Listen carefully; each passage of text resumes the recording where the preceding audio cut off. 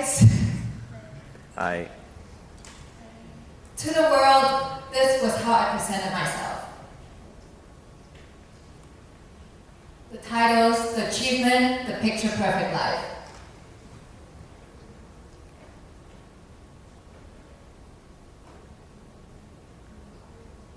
Today we're going to get super sweaty. So basically that was a video of me on YouTube in 2023. And I would get comments saying, you look so happy, so positive. How to live more like you? Well, behind all of that, I was at the peak of depression, not wanting to live another day. So tell me, would you call that a success or a failure? Growing up, I've always wanted to win at life, but I never stopped to ask who actually wrote the rules of this game.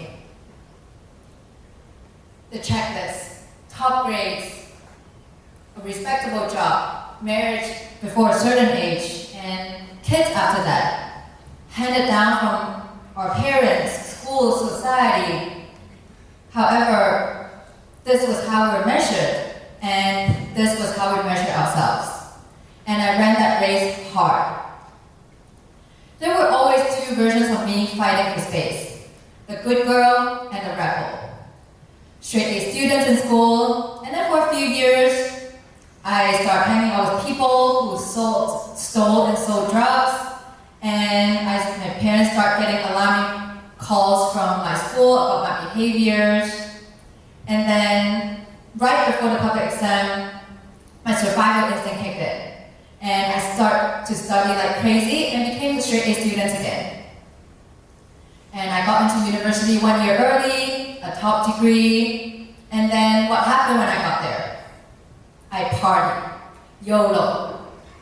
I remember sitting at university, a seat just like yours, at career talks, sending out CV after CV, while most of my classmates already landed offers from big corporations, banks, except me. I got 0. I cried almost every single night, feeling like a failure, comparing to my peers. I had no idea what I wanted to do in life.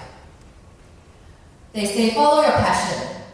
Well, for me, was it partying? That was the only time I felt free.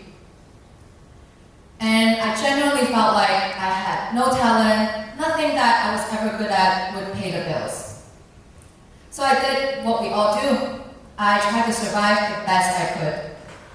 I got an office job that I hated. I remember the escalator every morning going up to the office. I would stare at it with nothing but dread and fear. To a point, my body actually shut down, and I got so sick that I ended up in hospital for months. I changed jobs. I followed my love of partying into an alcohol company. And that was fun for a while. My party phase stopped. I got into fitness, and I started a wellness blog on the side. But I gave up because it didn't make me any money. I ended up working in a store.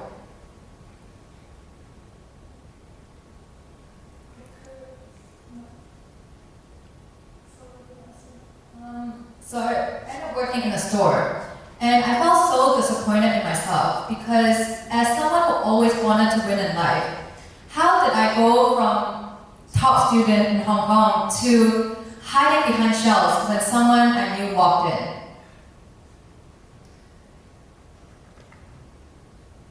All I wanted was a raise of a few more thousand Hong Kong dollars so that I don't feel like a failure comparing to my peers.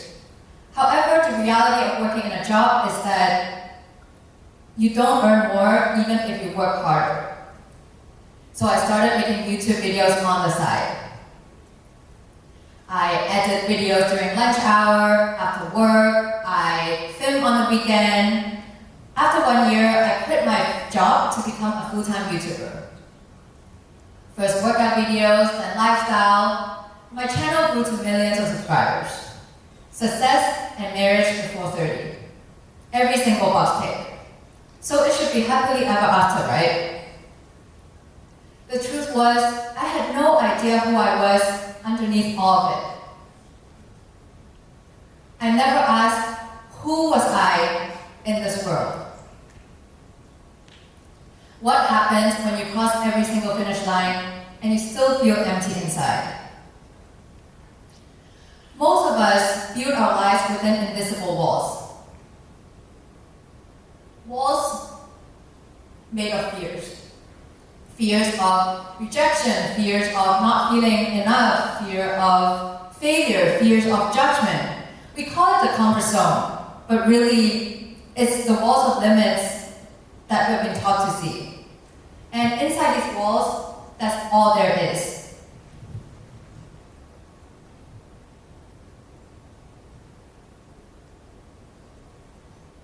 It's what feels safe, it's what feels possible. But there is a whole,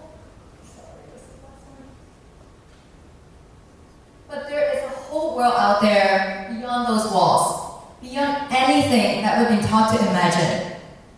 Only if we dare to step outside. But the unknown out there is too scary. So we learn to stay inside and play by the rules. We keep performing, proving, waiting to feel something, hoping that when we get that relationship, that job, that promotion, that apartment, that car, that marriage, those kids, we'll finally arrive at happiness.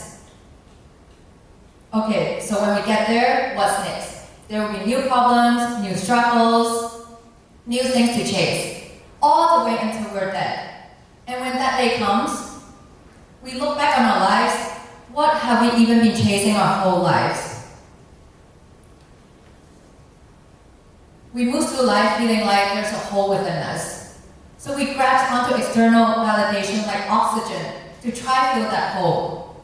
But the thing is, these external things and people, they come and go. They're out of our control. When we rely our identity and worth onto them, it's so fragile to live like that. What happens if we lose that job, if we lose that relationship? Are we nothing? No matter how much we achieve, it will never be enough because we don't know how to build our worth from within. So we try to numb the emptiness with quick dopamine fixes. We scroll on our phone, on social media, we watch Netflix, we fill our schedules, we go onto that trip, we book a training restaurant. All these temporary relief so that we can avoid facing what's within, so that we don't need to hear ourselves think. We put Band-Aid after Band-Aid on top, and we end up feeling more overwhelmed, more unfulfilled, more disconnected. And we call that a life. TEDx actually invited me to speak 7 years ago, and I said no. First, yes, I was scared of public speaking, and mainly, it wasn't paid. That's all I cared about at the time. At the time, I used to think I had no passion, no creativity, no talent, despite my job literally being a content creator for years. I felt like maybe I just got lucky. Maybe I hopped onto the right trend at the right time. I felt like an imposter every single day. And the bigger the gap grew between who I appeared to be versus how I actually felt, the more I disappeared. During my depression, I saw a psychiatrist. She told me the only way forward for me was antidepressant. Knowing my rebellious nature, I walked out of that clinic without taking a single pill. Something in me knew. Instead of numbing myself of how I felt, I need to change how I live. And no pill was going to change that. I want to share with you my favorite quote that I keep coming back to. It's never too late or too early to be whoever you want to be. There's no time limit. Start whenever you want. You can change or stay the same. I hope you live a life you're proud of, and if you're not, I hope you have the courage to start over again.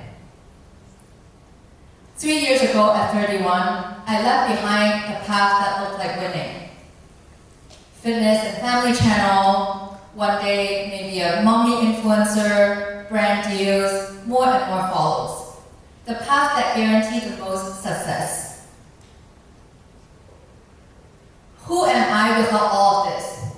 Who am I uniquely in this world?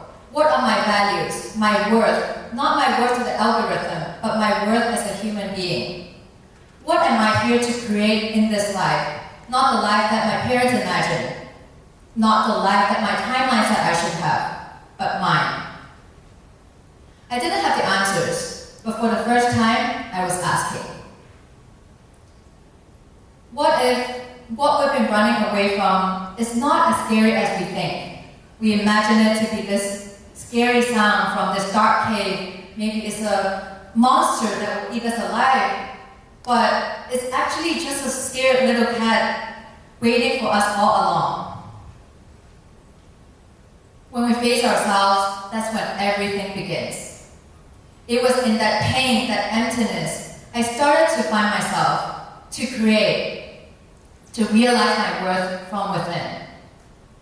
Sometimes the choices that make us most proud of ourselves, they do not bring temporary relief. Like choosing not to go back to a toxic relationship. Like choosing to journal instead of reaching for our phone to scroll. Like choosing to get up and move our body. Like choosing to take the first step into starting a passion project. It's in choosing to do the hard thing that we build confidence, self-trust, self-worth, and self-respect. I call it the candy jar.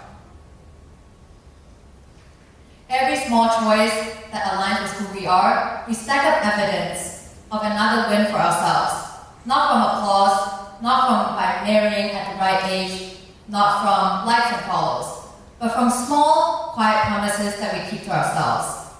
And as that jar slowly fills up, slowly, imperfectly, something starts to shift. We start to feel more solid from within. We start to find our own power. We discover our own unique magic, our unique voice, ideas, thoughts, creativity, our unique value in this world that is irreplaceable. When we know our value, failure stops being a verdict on our worth. Maybe the timing is off, maybe the marketing, maybe the strategy, maybe the format. But we trust our value, so we don't give up. We keep going. We just pivot and pivot and pivot. Trust yourself, trust your journey, even when you can't see where it leads, especially then. If I hadn't cried every night back in university, struggling to find a job, I would have never started YouTube. If I hadn't gone through depression and divorce, I would never have found the compassion and purpose to become a mentor for women who feel exactly how I once felt. Lost, stuck, quietly wondering if this is all there is. There is no wasted path. Every single version of me brought me here, and every single version of you is bringing you somewhere too. What if you're the exception of every rule? I never thought that this would become my path. Back in university, sitting at a seat just like where you're sitting now, all I wanted was maybe a not bad job, a not bad marriage, have some kids one day, and push them to a good school so that they become banker, lawyer, doctor one day to make mommy proud. Thank God that life has other plans because, well, those poor kids, we all know how that story goes. But back then, all I could see was from within those walls. I choose this path not because it's the safest one, but because it's mine. For the first time in my life, I don't feel like I'm walking around life feeling like there is a hole in my heart. I feel more solid, more fulfilled from within. What if there is a different way to live? I am magic, so are you. And the magic was never in what others see in us. It's in us all along, and we just have to see it first. Thank you.